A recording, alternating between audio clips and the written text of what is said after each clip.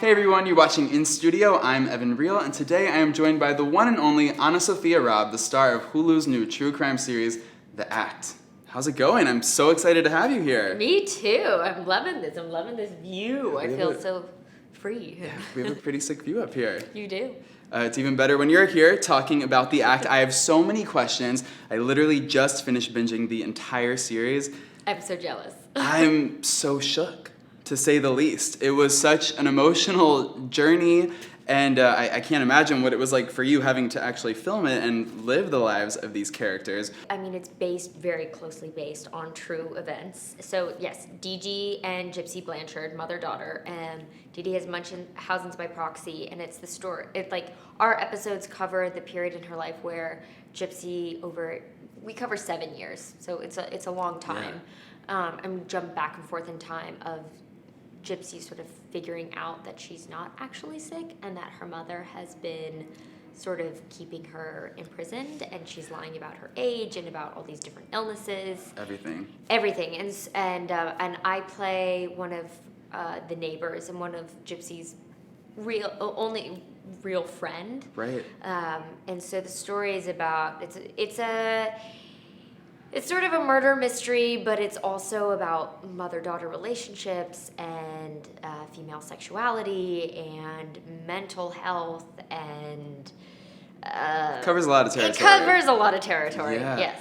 Your character, Lacey, I see her kind of as Gypsy's window to the outside world, her window to what life would look like as a normal teenager without a domineering mother forcibly making her daughter appear ill. What attracted to you to playing that character and being a part of this series?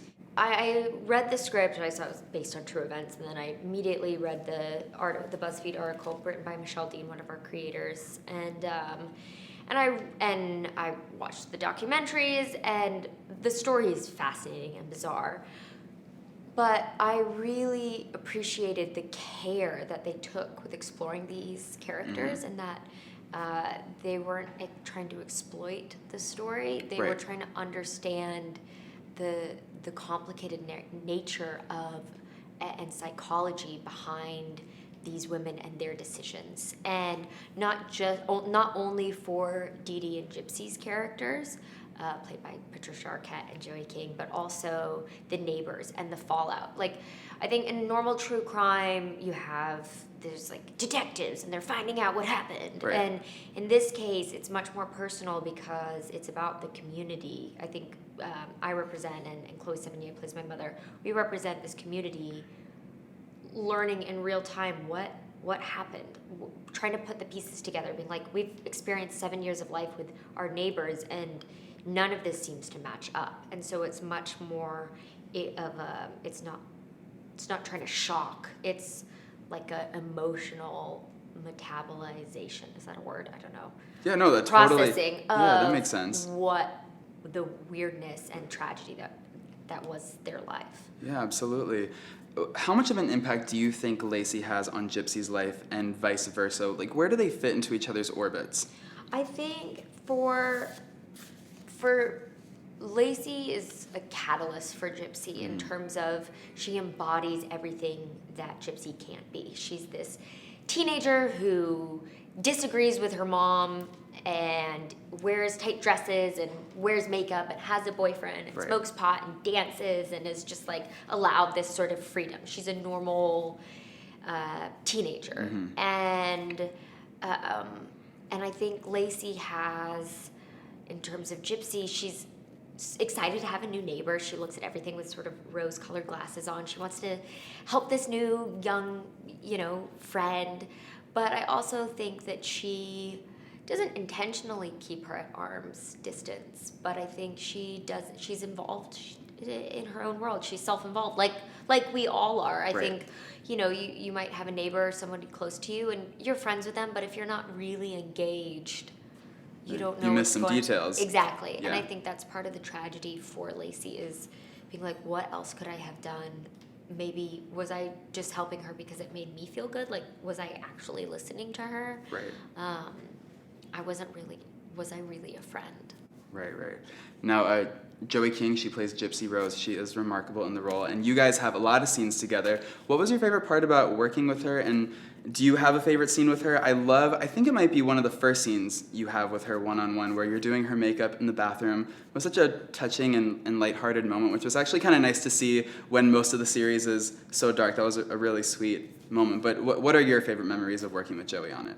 I love Joey. I think she's so fantastic in this role, and I'm so excited to see what else she does after this, because it just shows how it gives her a platform to just show her talent and how she can just fully get into a role. And she's a great person. Like, she's just the best. She's so funny. She's so kind to the crew. She doesn't ever take herself too seriously. She makes me laugh really hard, and I'm so proud of her.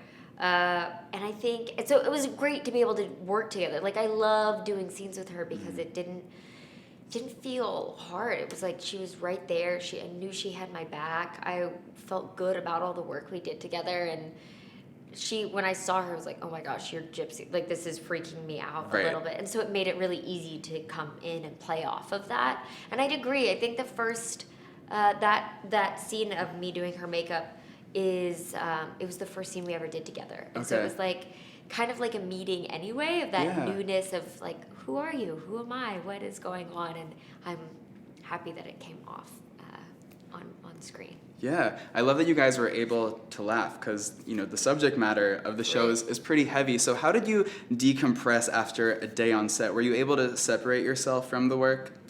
Yeah, I think it's really sobering to be on a set and go, wow, there's one of these characters is dead and two of them are now in jail. Like, that is real. And so I think there's an extra amount of like care and consideration that goes on.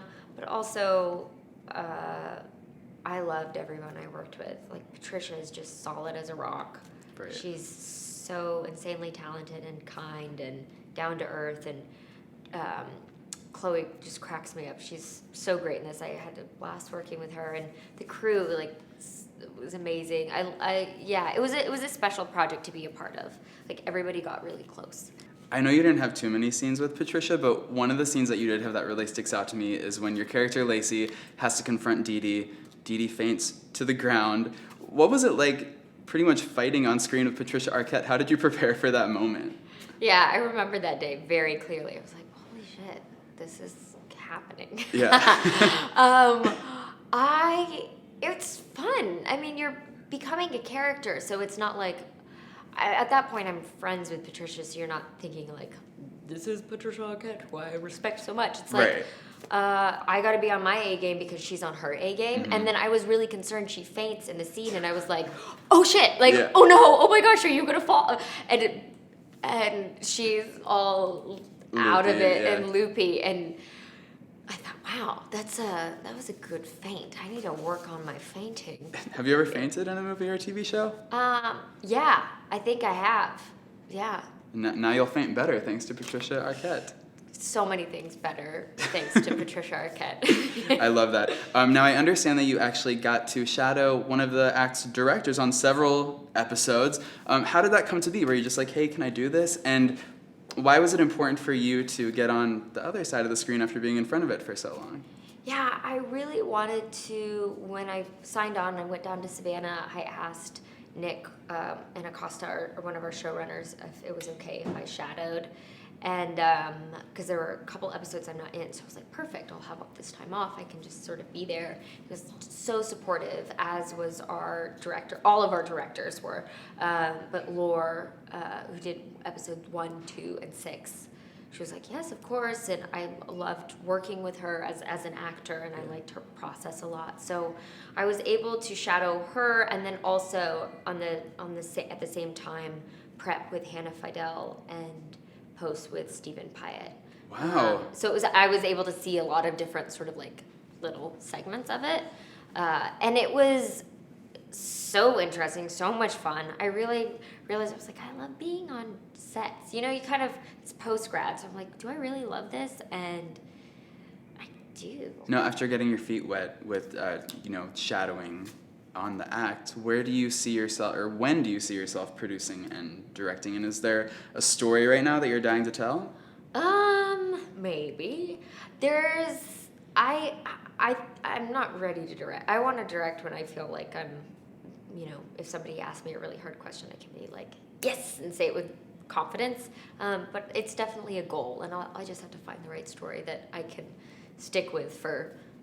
I feel like good movies, for first-time directors, it takes like 7 to 10 years for them to actually get it made. And so I think finding something that you can just be like, it's like a marathon and pushing for that long, like that's the kind of story you want to be your first project. After delving into a true crime story, would you be interested in doing your own true crime story? Is this like a genre that you would want to expand upon? Yes. I also think it might make me go crazy. Yeah. Yeah, totally. Yeah, and I have so much appreciation for Michelle and Nick because they've spent so much time with these people and with these characters, and really thought about all different aspects of it. Right, well, there's so many stories out there, lots of podcasts, movies and TV shows getting ripped straight from headlines, so you got your options. Oh, too many options. Yeah. Until you make your producing and directing debut, what's next on the acting front? I am about to start rehearsals on an all-female version of Macbeth. Okay, so I'm really, that's cool. This will be my theater debut. Wow. And that's exciting. How did that come to be?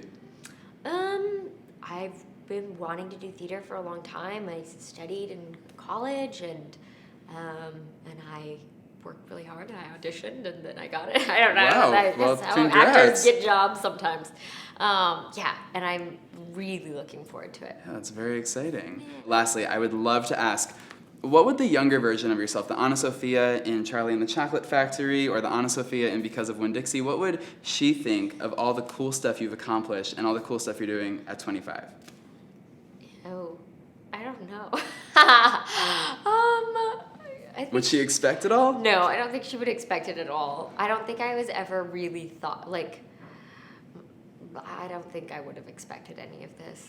No, I think she would have been like, stay in school. Yeah. Well, you still did that. And I did, yeah. Right. Yeah. I think she'd be like, don't study so much also at the same time. Like, loosen up. Well, it all worked out. It did, yeah. AnnaSophia, thank you so much for being here. Of course. You guys can catch more of AnnaSophia on The Act, streaming now on Hulu.